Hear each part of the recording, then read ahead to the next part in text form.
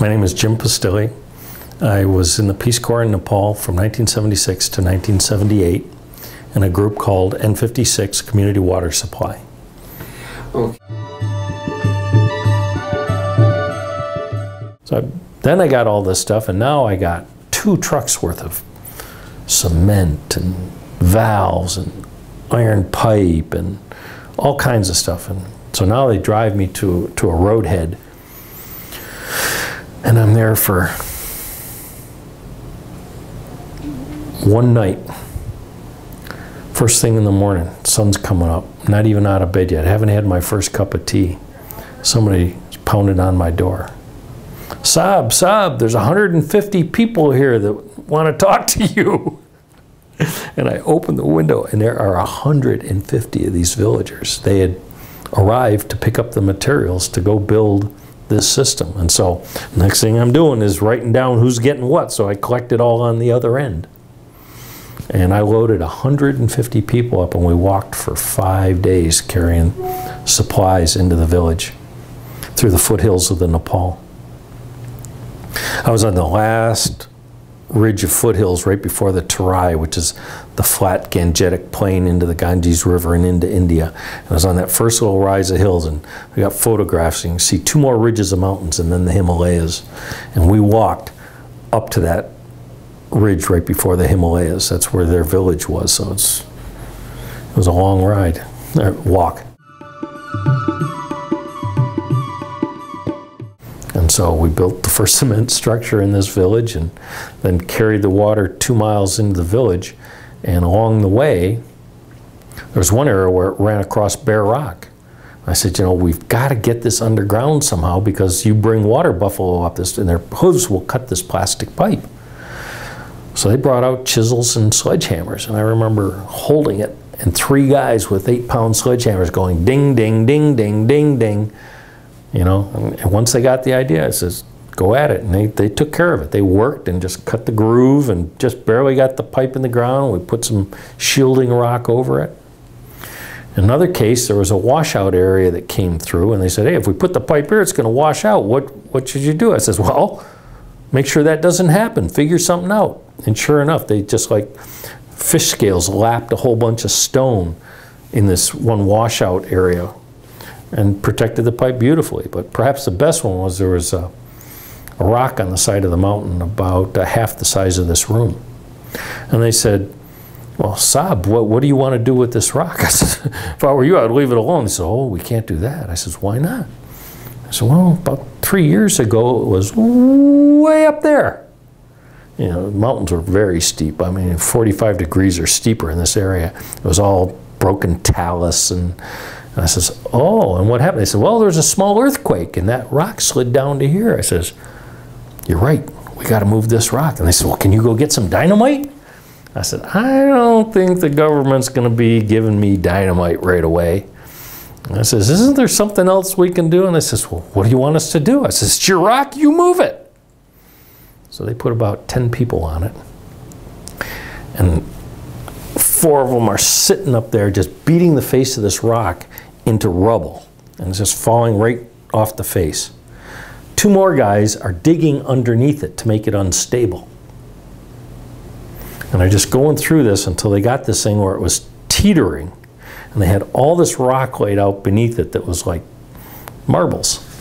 And then they got all the guys on a crowbar, tipped it over, and it slid about 20 feet down the side of the hill. And I says, good job. You know, so it doesn't take a college education to qualify as smart, you know what I mean? They were very, very intelligent. They just weren't educated. So the hardest part is coming home. Going is exciting. Coming home, you have to reconcile all you've learned and the understanding that our values and theirs are so different. Neither one of them's right, neither one of them's wrong, but your view of the world has changed radically. And what's important, the materialism of this country, is not important. I mean, family was important there, and and friends and people and relationships. I mean, those are valuable here too, especially in the business world and, you know, social life and stuff like that. But it was everything. There's no TV. There was only one radio station in Nepal at the time, so there's never any cacophony music. You know, there's only one station to listen to. You come home and there's so much. You go, oh my God, we are so wealthy. I'll never forget landing in Los Angeles, and another old girlfriend picked me up at the airport and drove me down Rodeo Boulevard. Hello, welcome home. And I'm just in awe. I go, oh my God, the first time I saw an American flag on American soil, I shivered. You know, after the Vietnam War, you know, there's kind of a love-hate relationship with your country and all that, you know, even though you loved it, there's certain parts of it that were hard to deal with. And the Peace Corps, you know, won an award for, you know, against war, or for, you know, for advocating a solution besides war.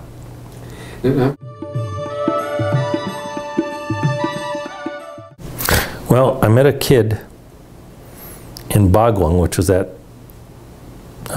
county seat that I talked about, going out to that remote village, who was just living in a boarding house going to school there because that's where one of the better schools in the area was. He was from a village just down the river, just down the hill from where I was working.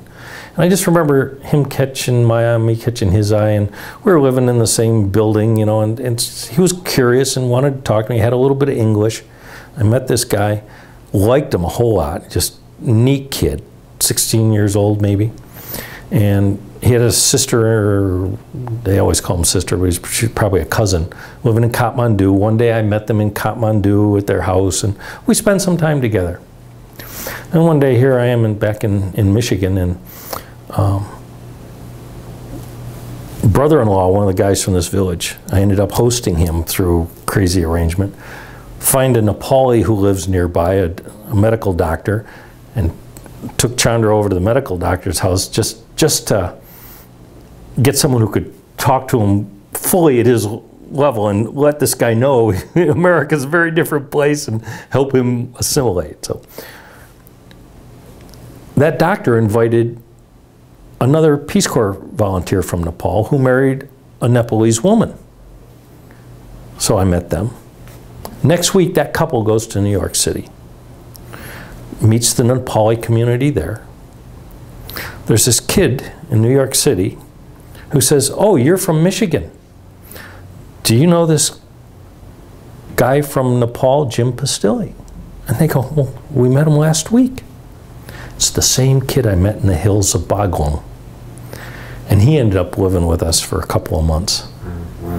I mean, and what's really funny is they had the World Cup soccer at the Pontiac Silverdome about a year or two before, and he was at that game, and we were living less than a mile from there, and we didn't know we were that close to each other on the other side of the globe. But then we end up meeting each other through what we would call the Nepali telegraph, which is just word of mouth.